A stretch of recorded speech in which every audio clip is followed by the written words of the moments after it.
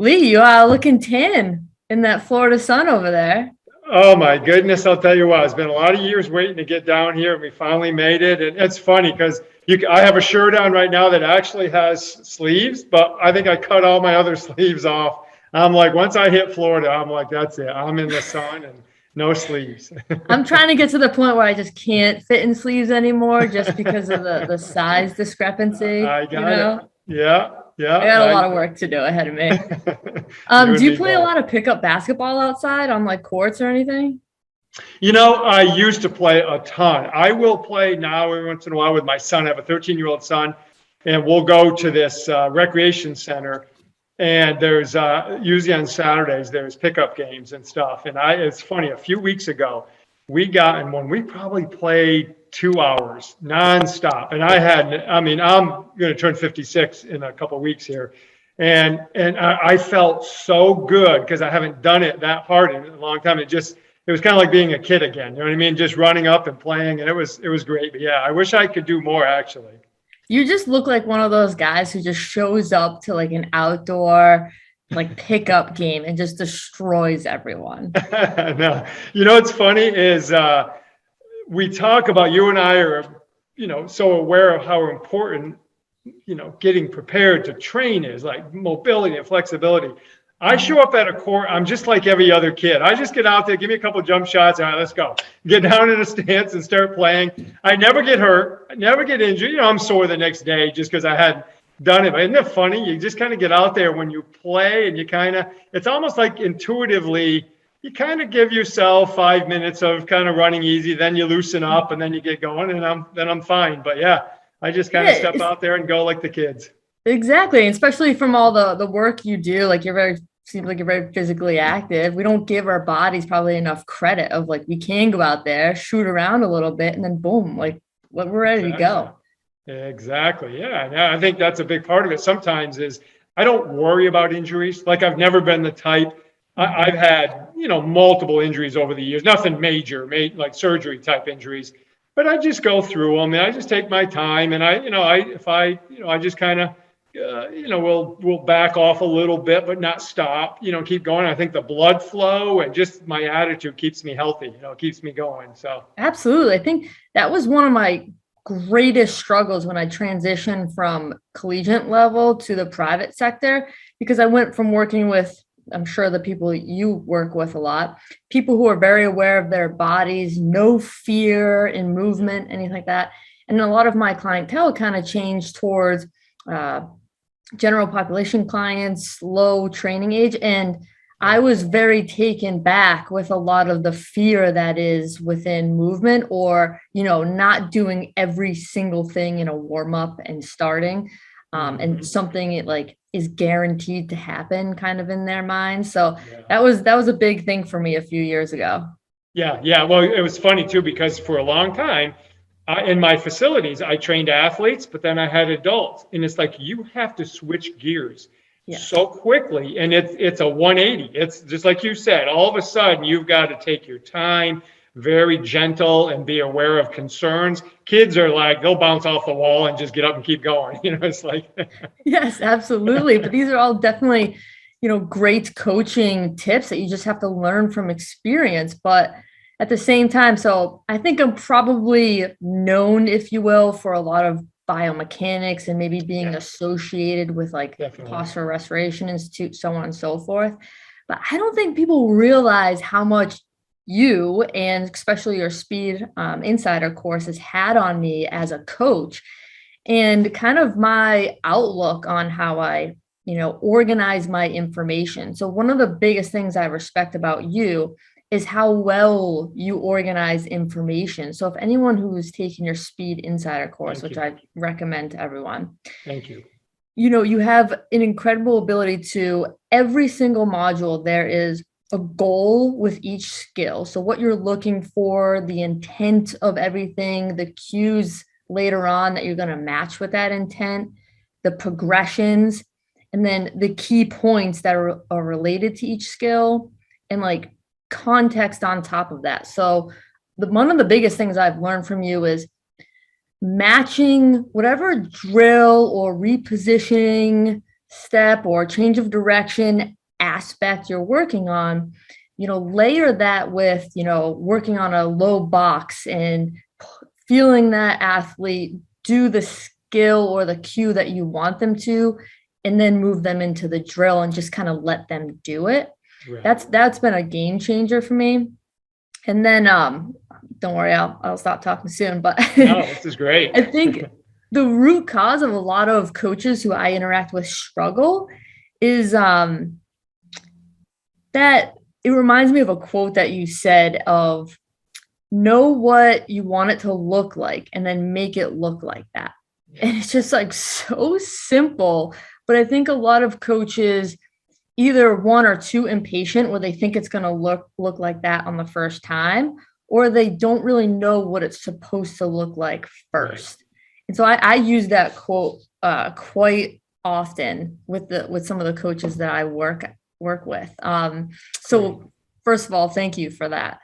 Absolutely. No, thank you for sharing that. I appreciate that. Of course. So the first thing I kind of wanted to talk to you about, of course, I'm obsessed with principles. I've been on your podcast talking about them, but you work with multi-directional speed athletes and principles and overarching concepts. So how do you, when you work with an athlete or when you're working with a coach trying to figure some stuff out, what are some overall multi-directional speed principles? And then now you're kind of getting to very like sport specific speed work, such as like your tennis program and your basketball program. So how do you then layer some of those tennis and basketball specific skills on top of those foundational principles that you have? Yeah, that's a great question, because I think the biggest thing that I try to do with any program or any athlete is establish a foundation of, whether it's the 7 movement patterns or the various other aspects of change of direction or whatever it might be, is just establish what the human system should be doing when it's dealing with things such as momentum and then the mass that comes with it, the intent of the movement. So if you and I are racing 5 yards versus you and I racing 5 yards and back, so 5-0, and then coming back to the start, the intent of those two things are different. One of them is purely pushing through space, right? So the principles that we're going to identify with the athletes, or at least, not that we're going to go deep with the athletes as to what it means, just the teaching points, excuse me, are going to be, we want to make sure that we accentuate everything we can to be able to get into the proper acceleration position. So what does that model look like? In the principles of that, we definitely want to define what arm action means with early acceleration, because it's only 5 yards. So it's much different than sprinting arm action. We want to identify what the leg piston type action is like compared to sprinting, because that's much different. And then because you and I might change direction, now we have to identify what does that look like and what does the model look like once I've done maybe 3.5 yards, and all of a sudden I have to start rearranging my posture to get into what we would call a tilt and be able to plant my legs to now be able to stop that mass momentum. So the principles we might identify there are something like staying very level, staying in the tunnel as much as possible, trying to eliminate too much up and down so we don't dissipate our forces, making sure that we create angles of force application into the ground. On the first one is simply to move my body. On the second one, it's to re-accelerate my body, because now I have to change directions. And when I change directions, the goal is re-acceleration, not stopping. Mm-hmm. If the goal were stopping, the principles and the actual model of stopping is different. It looks different because I settle over my center mass settles over my feet. But when I'm changing direction, it's kind of like the side of a house, the rooftop, where it has a pitch to it. So I'm going to plant on that angle, and then I'm going to go back on that angle to get back to the starting position. So when we simply, through cueing and through demonstration, get our athletes to understand those things, And you and I, as coaches, understand, obviously what we're trying to do with the principles. That's why I often say, you know what you want the athletes to do, so get them to do it. You know what I mean? Just don't overthink it. Just, this is what we want to do. We want to change direction. Watch it, videotape it, study it, understand. If you get them to get on the ball of their foot, that's a mistake. The ball of the foot will get in contact, but if we don't go flat-footed with a shin pushed forward, which puts the weight on the ball of the foot, we're now going to maybe sprain an ankle. Because if I just go the ball of my foot, my heel's up in the air, I'm in plantar flexion, and I got all this mass and momentum going, that's a good opportunity to roll an ankle, or at least be less stable and a little bit slower. So those are the things that I try to identify myself as a coach, but for my athletes, I try to simplify it through simple cueing that guides them to discovering how to do it. Discovering, I love that. I feel like when I definitely went through your course, a lot of it was here's what I believe, right? Here's my principles. And then how do you turn that into a lesson? And basically the whole session is about teaching them that. And it's not directly, right? You're using your cues and kind of your context work of like low box, fake throws, and all that stuff to do it. Yeah. So how has putting together these tennis programs and basketball programs really varied from, the foundational work that you focus on? Yeah. What's great about this kind of discussion is it lets us understand context. Because when I play tennis and I'm going to move, so if you and I are playing tennis and you're all the way on the other side of the net, there's no chance of contact. It's not like basketball where we might bump into each other and I might take your path away. But there is a net. That net cord, which is the white tape along the top, for the listeners who aren't sure what a net cord is, that's the top. That can distract my vision. If I stood like a basketball player down in a good defensive stance, I'm going to lose sight of that ball for a moment. And that's not a good thing. Not in a sport as fast as tennis, as fast as that ball travels. So my athletic general stance needs to be taught. The basic gait cycle and everything we need to do, linear, lateral, and rotational, needs to be taught. But now as a tennis player, I need to play a little bit higher because of vision. So vision changes how we're going to instruct on certain sports, okay? Because of being able to see whether it's a ball or an opponent. A volleyball player plays very low, especially a back row defender. They play very low, easy for them to see through the net, but their context is, I can't let that ball touch the floor. That's their job. So they're going to play closer to the ground. So when we start instructing for tennis, it's very reactive based on what the opponent does to me. And instantly, I know my job. And I can anticipate my recovery from that job. So if you hit to my forehand, I'm going to run over. I'm going to hit my forehand. I'm going to do a recovery step back. And then I'm going to work my way back somewhere towards the middle of the court based on where you are. Basketball is very much, especially if I'm on defense, very much consistently reacting to your tactic. So it's purely agility, which is more reactive. I'm just reacting to what you're making me do to stop you from getting to the basket or making a shot or making a good pass. So can I play low? Absolutely. Is it great for everybody to play that low? No, because biomechanically it's hard for some athletes to get really low because it becomes more of a game of power, when elastic energy might serve them better when they play a little bit higher, because they're still able to be quick from there. So that's the cool thing about taking those 7 general patterns or whatever we're going to teach just in general locomotion, and then saying, okay, now to be good at this sport, this is how that skill set needs to be used. And what's really cool, Michelle, is once an athlete plays that sport, the sport kind of takes hold, almost like holds their hand and says, here, I'll show you how to move.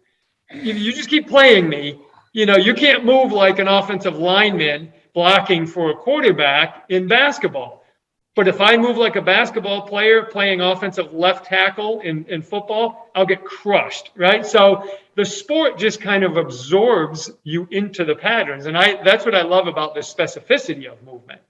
Yeah, absolutely. And You're a strength conditioning coach, so you're working on like performance factors, but I had a few conversations, kind of funny that I'm talking to you today recently with friends who have to deal with the sport coaches Yeah. and they're just getting really frustrated at like tall, lanky, volleyball players who can't get low. Yeah. And you just referenced, biomechanical issues that may prevent them from that. How do you handle, coaches who may, apply the same things to everyone, but not, or excuse me, get frustrated at when they can't recognize. execute? Yeah, exactly. So the question is always, the conversation I've always had anytime I was in that situation where I'm the strength coach for a sport program and I'm not in charge completely. I'm just kind of, it's what's the ultimate goal? What do we want this athlete to be able to do or this team to be able to do? And if we can come to an agreement there, then the conversation becomes, yes, it would be great if we could all get down nice and low and look pretty on photographs because we're way down in that stance. But if we're slower there, that's not good for anyone. That makes the athlete frustrated. It makes you frustrated as a coach because you keep yelling at your players because they keep getting beat or fouling. Or if it's a sport like tennis, and it drives me nuts with tennis coaches who say, you got to get lower. I'm like, why do they want to get low? Their job is to hit the ball over the net. Watch one of the greatest players in the world, Roger Federer, hit. Sometimes he hits with his legs almost straight. He just rotates and that's the nature of the sport. And then what I try to explain to them is we have different sources of energy. Like we have this power, which is faster than strength, but it's slower than this reactive speed or this elastic speed.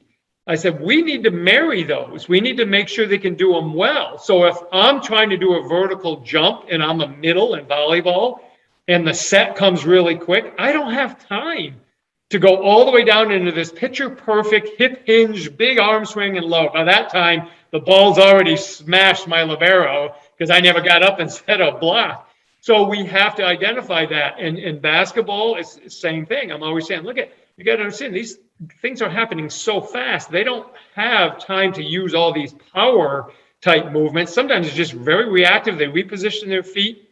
And the more they've been trained with some strength, they got good stability. Now that elastic energy can go somewhere and it moves the athlete much quicker.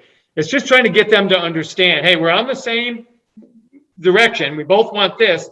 You got to trust me. Just like I'm not going to tell you how to teach somebody to serve or how to, run your offense, but let them move better for you.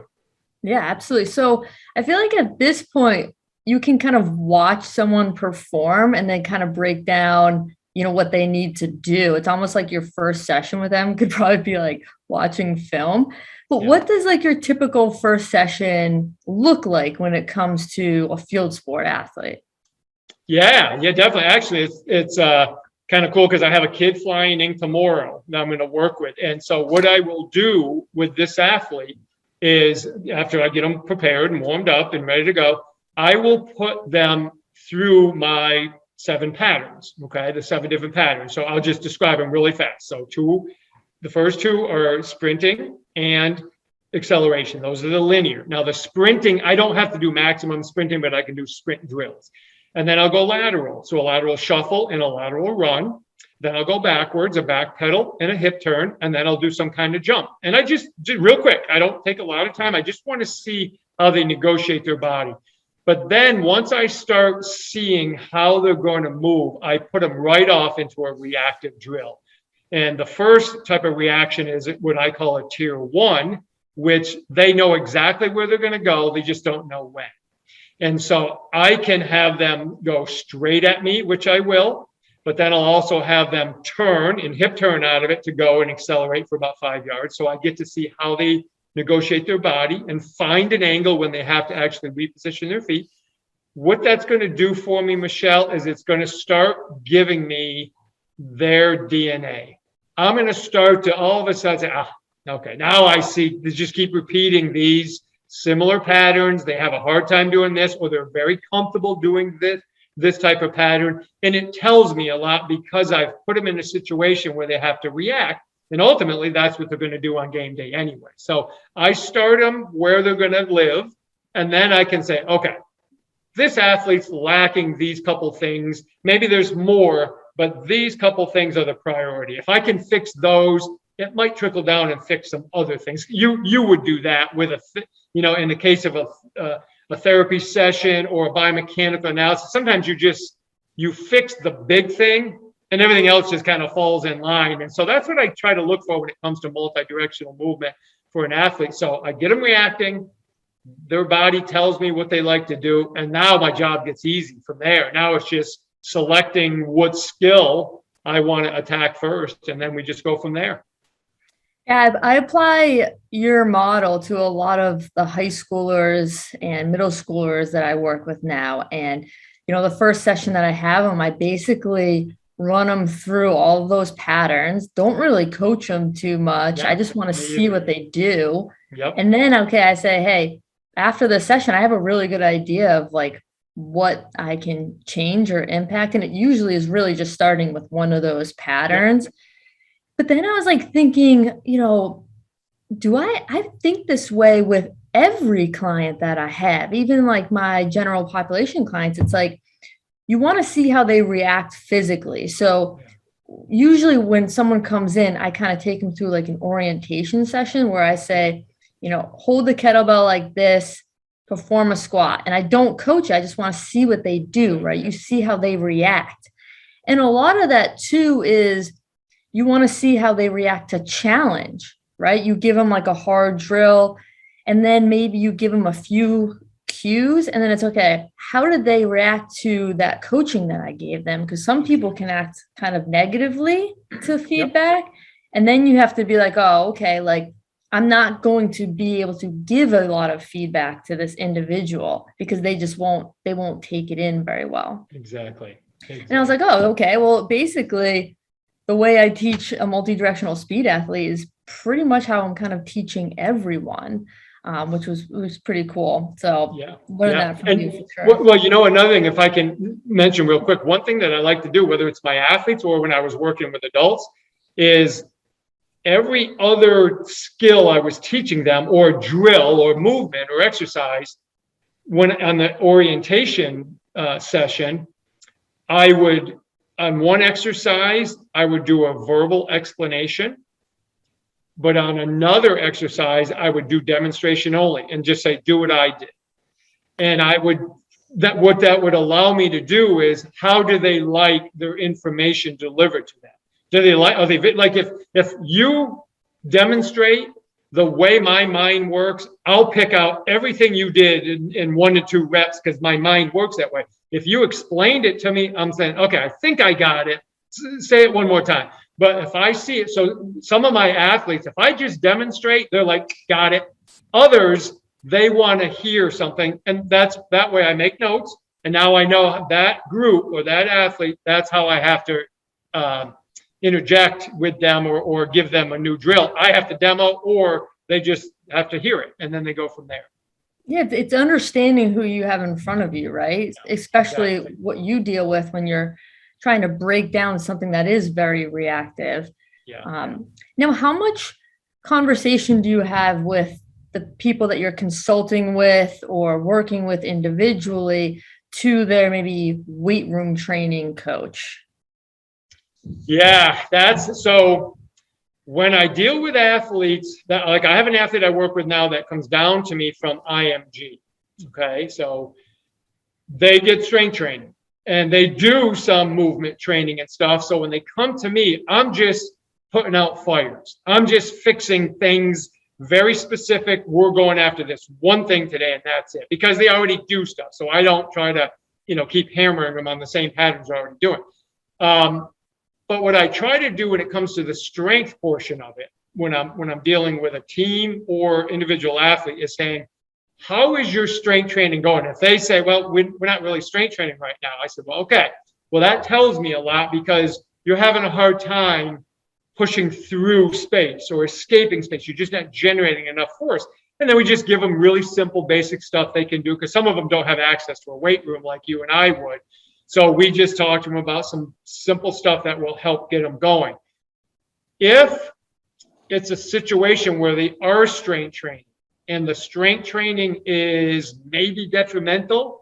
It's not exactly programmed really well, and it's probably causing some residual fatigue and effects that the athlete's feeling, but they don't realize that's what it's coming from. But when I see their program and I see 92 sets of something, of different leg exercises and calf exercises with your toes in, toes up, 4 sets of 10, all this kind of stuff, then I kind of say, okay, listen, don't disrespect your coaches, anything like that, but you're probably getting too much volume here. You've got something that needs to be adjusted. If you're comfortable with it, I don't mind speaking with your strength coach and just saying, hey, is there anything I can help with? I just want you to know I'm working with your, athlete, and I noticed that they were really fatigued, and they showed me, and I just, think maybe the volume's a little bit too much on them because they're getting some pain. But I always say to the strength coach, I realize you're dealing with a lot of athletes, and it's hard to know what everybody's doing.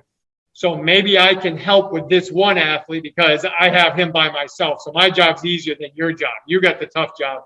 And then it kind of lets them know, hey, some athletes or some coaches will say, "Man, that'd be great. Great." Others are like, well, hey, tough. He's got to work in with the group. And that's when you just kind of tell the kid, be careful. And you tell the parents, just protect yourself. And you make sure they're doing things right. And sometimes I've even told them, I hate to even admit this, fake your intensity. You know what I mean? Make it feel lighter. Like, even make it lighter, but make it seem like you're really working hard.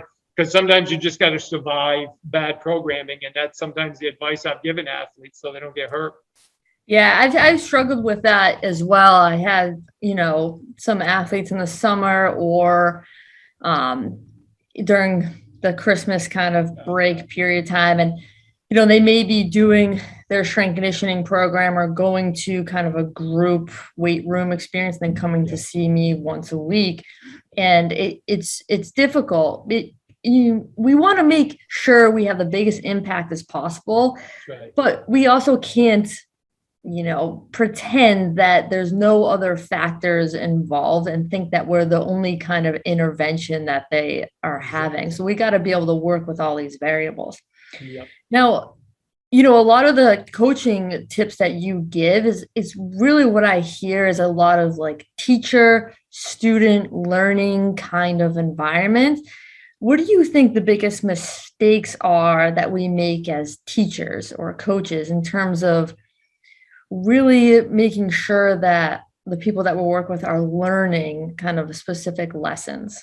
Yeah. And this is a big one. My background is teaching. I grew up as a teacher in public schools and private schools, and I grew up in a teaching family. My father was in it for 44 years, and my brothers and sisters have retired as teachers, and their husbands and wives were teachers. So I grew up around it. And I studied it a lot. I studied learning. And the biggest thing that I had to learn when I was a young teacher is to allow the learning process to take place, to understand when you give input or I give some kind of, get the athlete in a situation where they're having some kind of sensory feeling to the movement, to strength, to speed, or whatever it is. It's not like just because you gave it to them, they've already learned it and adopted that as their new pattern.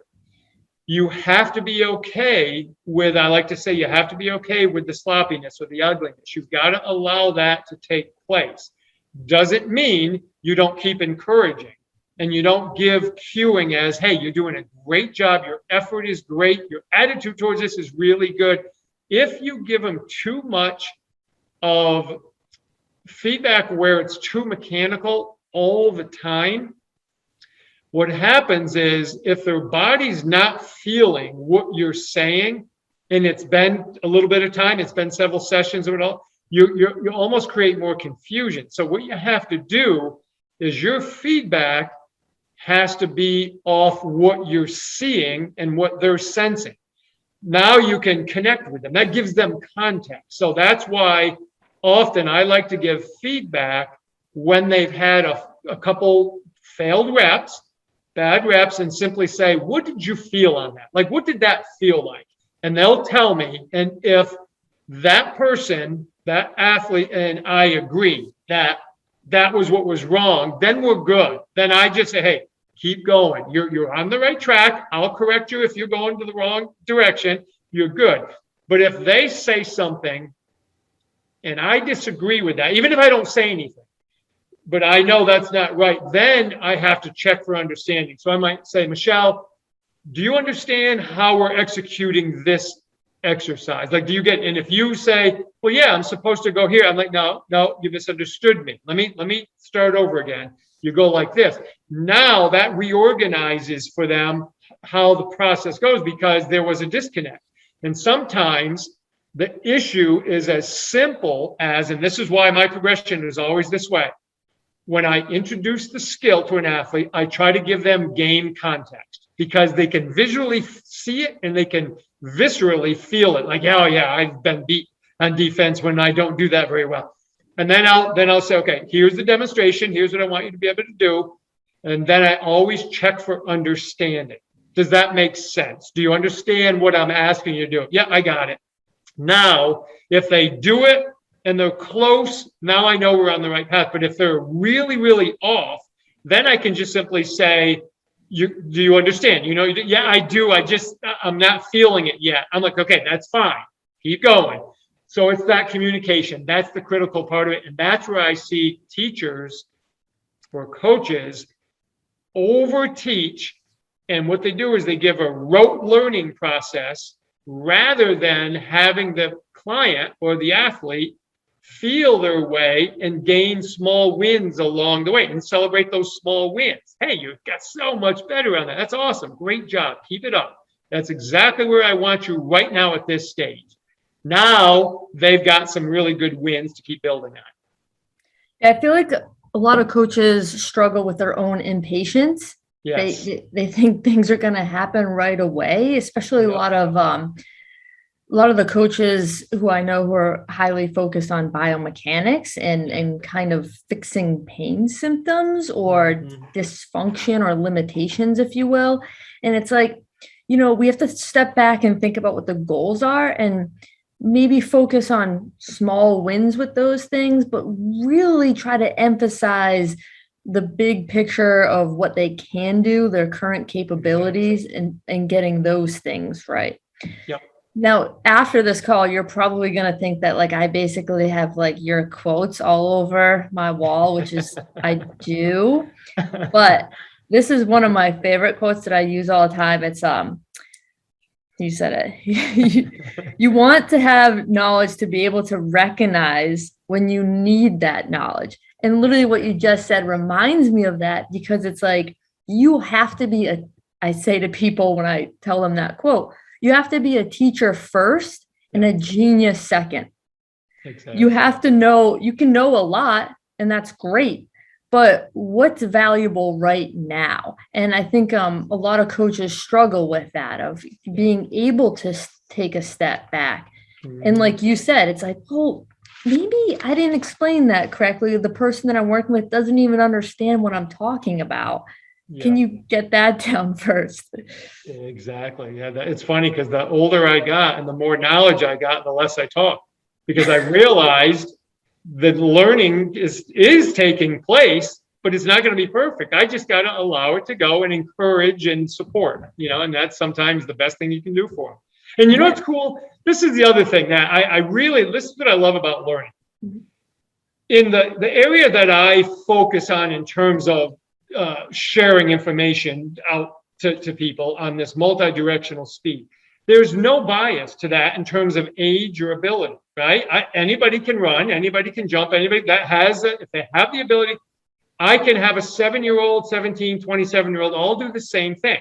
I'm going to change intensities and volume, but they can all skip, they can all backwards run and, do all these basic patterns. When we get into more skills like the weight room, that changes the equation a little bit. Not that they all can't squat and they all can't do this, but there's many exercises there that are not, that they're foreign to our body's normal movement patterns. Like I didn't grow up learning how to clean or how to snatch or how to do Turkish get up. Now, some of those patterns I have the ability to get up, but that's where we have to be more detailed. So it's going from this strength and conditioning world and this multi-directional speed world and understanding. Some of them are already hardwired. We just have to allow them to come out. Others, we have to kind of help them ingrain it. And that's the difference between the teaching of those different disciplines. No, I love that. Yeah. I taught a 65-year-old male the other day how to do a kettlebell clean. Oh, that's awesome. He thought it was the coolest thing. And I was like, because we work out of a CrossFit, and I looked over there and I was like, you're doing the same thing as them without the barbell. That's right. He was like, I don't look as tough. So overall, what would you say your 3 biggest change of direction misconceptions are? Well, I kind of, well, let me start with this one, because this is probably the one that I try to get across to most coaches is make sure when they change directions, they try to stay in the tunnel. And what that means is because if you're going to change directions, you're trying to be quick, typically. Okay, we're trying to move at a fairly rapid pace. Not always, but typically. If I can maintain a consistent level into my foot entry into the ground, and then on the exit phase of that force into the ground, it just increases my ability to move better and more fluently. What happens a lot of times is coaches will talk about, we want to get in and we want to really load the hip. Yes, you load the hip, but what happens is they get in and they have them squat down into that pattern, then out. That will happen naturally. That's an intuitive thing that athletes will do based on speed, positioning of their foot. They'll naturally dip a little bit, but if we teach it, you know this, like anybody else, if you tell them to go 1 inch, they're going to go 3 inches just because they want to do it, right?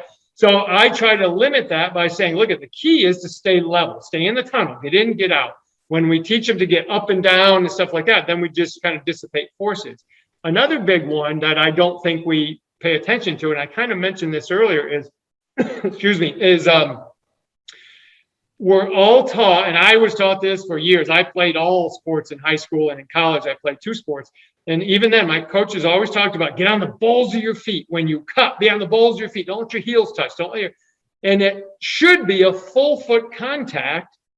It won't be always, but it should be close to a full foot. As long as my knees are forward, which dorsiflexes or flexes that ankle, I'm going to be on the ball of the foot. It actually transitions me forward, and I'm going to get some pronation, which is a propulsive state, right? So when we teach them to get high, heel elevated, we've actually put them in a slower position at least, but at worst, we put them in a really compromised position in the ankle joint, because now that entire complex is open and is very unstable, because you're probably on about a 2 inch to 3 inch surface now between the length of my toe and the ball of my foot. That's all I've got. That's pretty dangerous. So I think that's one that we really want to identify. And the other area that probably concerned me the most, and this was probably 25 years ago, I remember reading a research study from a major university, their medical department, and they talked about cutting. They did a whole research thing on cutting. They said when you cut, the knee should be vertically aligned over the foot and the ankle. And I'm like, that is impossible. I have never seen an athlete go hard one direction, plant their foot, put their knee vertically aligned over as if I'm doing a single leg squat, and then be able to cut really quick and go in the new direction. What we want to understand is my knee position should be inside my foot and my hip should be inside my knee. But if we look at that vector, that is actually a very stable, strong angle, because it goes through, and it should go through my opposite shoulder. That is a kinetic change, just like coming out of the blocks for sprinting. When I come or starting, accelerating, you get that line of force. And when coaches tell their athletes, be careful, you're going to go valgus. No, we're not teaching valgus. We're allowing the leg to meet the forces of mass and momentum going in that direction. It's like, can you imagine doing a pole vault, running up to the box and put the stick straight down? you got to go on an angle, and then it bends and then it goes up. It's the same thing with cutting. We have to make sure we're on those angles. So I would say those are three of the ones that I see a lot. There's others that deal with the upper body, but those would be three that I definitely address. Yeah, those are huge. All right, the last two burning questions that we always ask is what did you do in your last training session? In my last training session, all right. So this morning, because I pretty much work out every day, and so this morning I did. I have this thing. It's a like you can squat, you can do stuff, but I did my push-up variations on this balance thing, and then I did some pulls. I did some rack pulls or power shrugs, but I did different versions of that. I sometimes won't go overhead depending on how I feel. Did my pull-ups today, got my pull-ups in, and then I did some lunge variations with medicine ball reaches. So I did multi-directional, forward, sideways, back, and I tried to circuit all this stuff just to get my heart rate up. And I'm real big on my warm-up is kind of like a workout. I really get going on it and I get doing stuff. And while I'm doing it, I'm listening to a podcast and learning. Oh my gosh, me too. I never listen to music. I always listen to like an audiobook or a podcast. Exactly. Every morning. I look forward to it. This is my time. I come out in the morning. I get up at 5 and I shave and I come out here and I'm out here for a couple hours and I listen and I learn and I work out hard, and it's the best time of the day for me. So what you're saying is I have to move to Florida. Yes, you got to get down. And that's the nice thing. I can open the garage and I go for my walks and it's beautiful. So stop it. All right. Last question. What's something that you've changed your mind on recently? That's a good question. One thing nutritionally, I've kind of done some different stuff, but what are those? It's funny, Michelle. Over the years, I tried all diets. Like I went vegetarian a long time ago. Then I went pure vegan for a year. I wanted to see what it felt like. Yeah. And then I went. Right now, I'm in a really high protein, meat, fat, dairy, and all that kind of stuff. And it's funny. It's the best I have felt of all these years of doing stuff. It's the best I've felt right now for me. And I know probably my genetics, my mom and dad were big, my mom cooked pot roast and all this stuff growing up. We always had stuff like that. So I always have had it. But doing that, eggs and things like that, I've done really, really well with it. I've probably gotten stronger and I've just felt better, and I actually mentally felt better. So that's a big thing. It's so funny you say that. So when I was in grad school, one of the professors that I worked under was a big ketogenic researcher. And that's what I did my dissertation on. And I was keto for 2 years. Yeah. And it was the best I have ever physically felt. And I told people that, and they're like, well, why don't you eat that way now? And I'm like, that is a great question. It's hard at times because, you want to, have other things. And I'm a very disciplined person. Like I can eat something. I could eat one thing for a year if I had to, if that was what I felt good. I'm just that way. Yeah. But I get it. It's tough at times with stuff like that. And so that's definitely one thing that I've changed. And the other one that kind of, it's funny. For a long time, when it comes to strength training, I was very much into only bars, dumbbells, kettlebells, bands, just functional basic stuff, right? No machines. And now I'm starting to realize, and I think it might just because I'm older, and for me personally, I don't have any machines, I don't do anything like that, but I've been reading more on it and stuff, and the purpose why you may use a machine or you may do stuff like that, or if I'm doing hypertrophy, that's different, right? But if I'm working with athletes, a reason to be able to use a machine to get a particular result. I'm starting to change my mind on that a little bit because I was so against it before. I'm like, you don't, just stay away from it. You don't need them. Now I'm kind of like, well, there can be reasons, there can be a purpose for that, and you can get a benefit, maybe like a hammer strength or something like that, that's generating some power that you really want to hit a specific pattern, stuff like that. But I was all just basic functional type stuff, like the bars and the the regular Yeah. exercises. Yeah. Yeah, I'm right on the same boat. So we had last season, we had Eric Smith on. He works with the Memphis Grizzlies now, and Yeah. Yeah. Jared Boyd's there. And they're big into machines and isolated exercises. Yeah. And Eric was a fan. You should listen to his episode. He talked about it a lot. But yeah, I've included machines in my training a little bit more since we talked to Eric. And Yeah. I mean, you can still push them with speed and, they're very, very isolating. So I've kind of enjoyed adding those things into my own training. That's great. Yeah, absolutely. I love to listen to that. All right. All right, Lee, thank you so much for your time. Really appreciate it. I know the listeners definitely enjoyed it. They had to have. So where can people find out more about you?